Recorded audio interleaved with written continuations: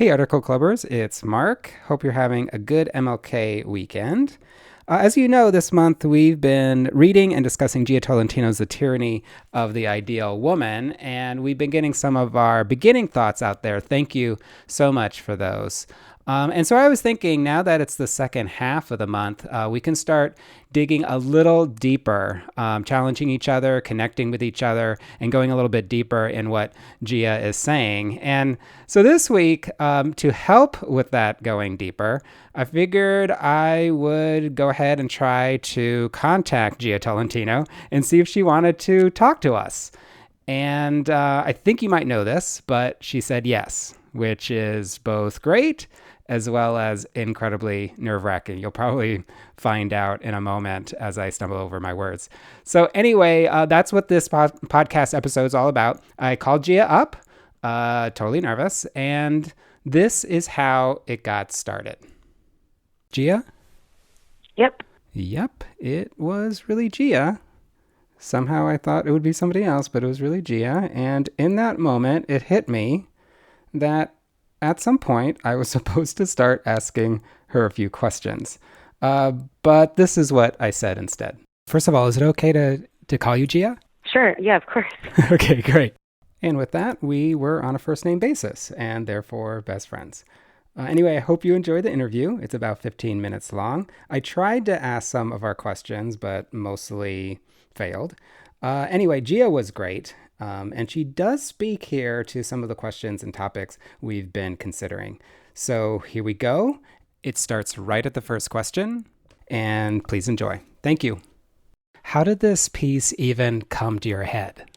Well, so I've got to say the version in The Guardian, I don't love it. I think that I hate the headline, and I think that the one in the version in the book, which is twice as long, I think is about twice as nuanced. So I'll caveat it by saying that. But I think that, there were just things I'd be going about my life in New York, and there were just certain moments that made me feel gave me this specific surreal feeling of capitalist acceleration. You just pass by a chopped salad place and see these lines of people and see people eating robotically and making salads robotically. Everything was just so efficient. And then I would go to these exercise classes and feel the same thing, this sort of feeling that my body was a capital asset. And it's just, overwhelmingly the message, so much of the whole Silicon Valley drive for optimization was both, attractive to me because, it is not self-improvement is great and punishing at the same time. And the kind of reorganization of the economy around optimization was just something I was thinking about more and more. Did you get a sense about why now, and for you, why now to write this piece and obviously to write the book? Well, I think it's just increasingly an inevitable, it's a more and more ubiquitous part of culture. I guess that's the why now, it's just everywhere. And why me to write about it is good. I'm interested in it. Yeah. Folks in the Article Club are debating already your conception of the ideal woman. Can you first say more about who that woman is? Yeah, so, that woman is not my ideal woman. And I, to me, one of the kind of unfulfilled potentialities of feminism is to eradicate the need for an ideal, this idea of an ideal woman at all. But I just mean this is just this, this is the woman that these economies are constructing. The ideal woman is the ideal woman from the point of view of capitalism.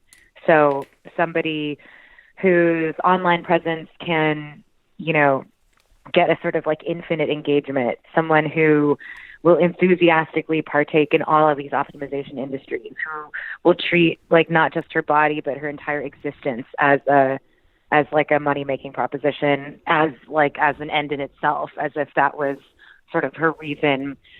Like a woman who would genuinely think that the purpose of being alive was to be sort of as beautiful as possible, as young looking for as long as possible, as admired by as many people as possible, as rich as possible. So an ideal from the point of view of the market. Yep.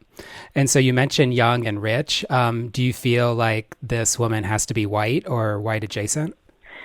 I don't think that she needs to be white, but I think that the model, like I recently wrote a piece about what I call Instagram face, which is this sort of generic face that all models on Instagram are getting now, like through plastic surgery. And it's a white face, but it's like ambiguously ethnic. It's like, like the Emily Ratajkowski look, basically. Yep.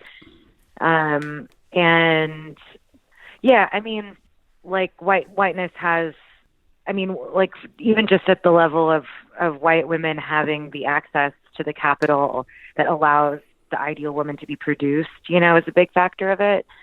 But I think that, there's no sector of the the population that's immune from this.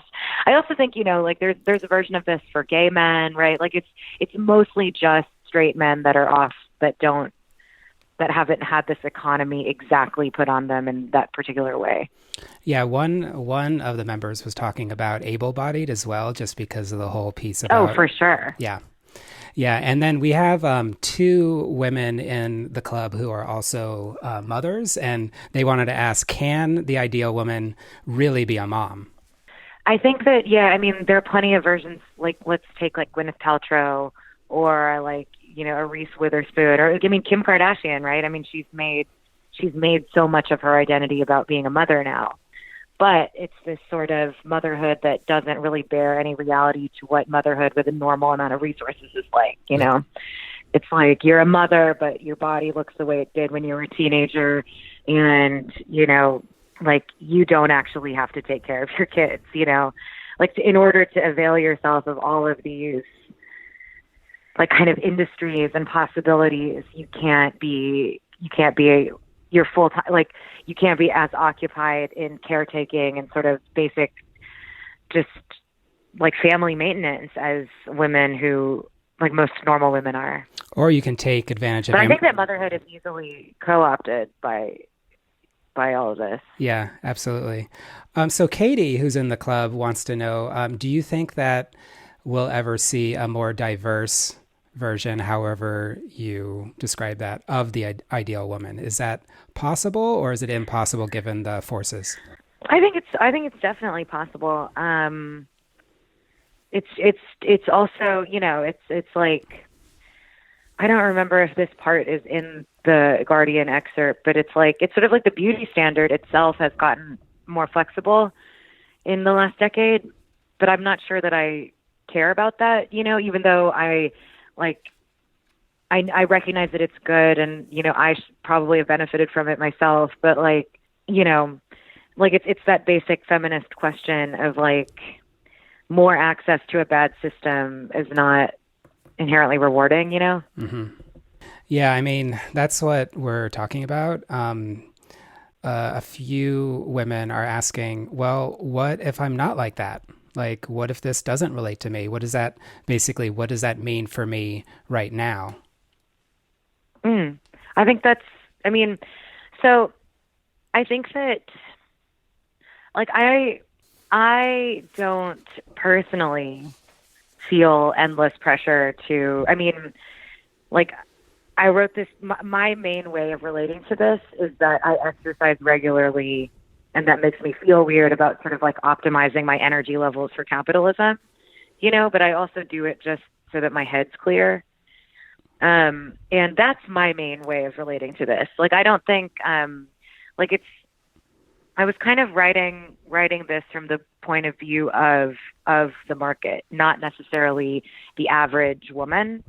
Like, I'm not writing this assuming that the average woman thinks about this construction of a woman or certainly wants to be her, and plenty of people are shut out from participation of this realm for like lots of reasons, like disability or anything, but I mean, yeah. So if it has no bearing on someone's life, then hopefully that's for a reason that they've chose, and then that's wonderful.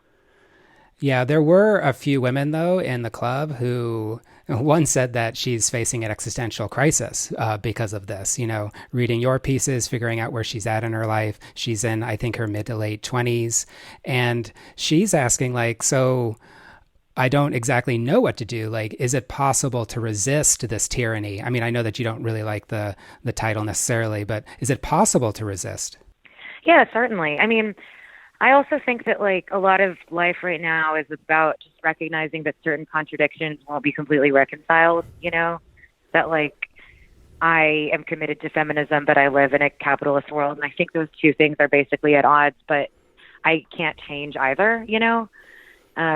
Like I can't change the structure of labor that does make it advantageous for me to have as much energy as possible all the time, right? Or to whatever. So, I mean, I do think it's possible to resist. I mean, I personally think of it in terms of, I mean, I just try to ask myself at any given moment, like, what am I free to do that I want to do? Like, what am I free to reject? And what am I free to actually do? And what do I actually want? And why do I want it? And just kind of continually adjusting my behavior around that. Yeah, I mean, it seems like you're doing it now. And also in the piece, you talk about growing up in Texas, about how you sort of remained apathetic. You were eating your pizza and queso and cinnamon Yeah. rolls. I thought that was hilarious. But you were also a cheerleader. Like at that time, you were also a cheerleader too. Mhm. So, like, Mhm. it seems like you've been doing it all your life. And a lot of the folks in the article club also happen to be not just mothers, but also educators. And so, like, just dealing Mhm. and dealing with teenagers all the All of time. that stuff. Oh And, my God. and I Yeah. and I I mean, know, being a teenage girl under these systems would be so hard. yeah, but it seems like they're doing it. I don't like. It seems like they're doing it maybe even better than folks who Yeah. are Yeah. adults. But yeah, like, so is that your sense? It's just like you did it and you continue to do it, so women will continue to figure it out? I mean, yeah. I mean, I guess. I think that like I rarely think about what other people should do, Yeah. because it's like everyone's trying their best. We will try our best whatever way we can. It's like it feels so beyond my purview to be like someone should do any particular thing. I think people like try to do what's best for them, and they try to be good people. And like when those things are at odds, it's like that's where everything interesting is, I think. And I think all I was really trying to do with this essay is just to like hammer it out over and over again, like as much for myself as for anything, that like this kind of unspoken, quasi feminist idea that like the best, that like being beautiful is sort of important for feminist reasons, and that like being successful is important for feminist reasons, and like being and all these kind of implicit assumptions that we're kind of on this earth to I said this in the article, but like to have this maximally attractive consumer existence. Like there's so many things that kind of imply this so strongly that it's hard to, but I just wanted to put it out on the surface. Yeah. So at least it would stop seeming like I just got so sick of this idea that taking care of yourself is inherently feminist. Hmm. Like the whole self-care thing. Like I basically just wanted to kind of put this frustration of mine out in the open and hope that it was useful in some way. But I had like, if it's useful to anyone, I have no idea how it will be. Like, we don't have to be improving, I mean, because it's one thing, like, you get taught, starting with, like, teen magazines as a girl, like, you're always supposed to be making your hair shinier, you're always supposed to be making your skin clearer, all this shit. And I think that, like, the message is not really available to women that, like, you don't have to do anything. You don't have to be getting prettier with time.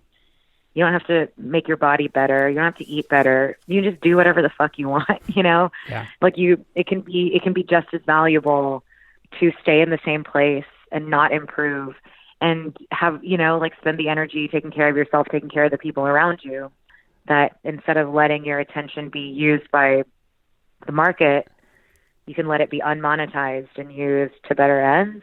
I kind of have reached a point with, it's like, I mean, I am definitely vain and interested in, looking pretty, but I decided a long time ago that like, I have no interest in getting prettier and prettier. Like I want to be like nice looking so that people, like, I want to be, like, I think about it like the feeling when I see a friend and I think she's pretty and I'm happy to look at her face, across the dinner table. It's like I just decided a long time ago that that's what I want for myself. Like I want to be to feel that kind of pretty and nothing else. And like I don't give a shit about anything else. And like I think that was for me how I like dealt with all of this. I was like, you don't have to get better looking. Like and even so, like I still have a desire to be pretty in there, but it's just the idea that like you don't have to get better at anything ever. Yeah, thank you. If you don't want to. Yeah, absolutely. Thank you. I want to honor and respect your time. Thank you so much. I have one last question for you, if that's all right. Sure. We want to know, very basically, what are you up to today? Like, what's the rest of a Gia Tolentino day like? Oh, I'm just working.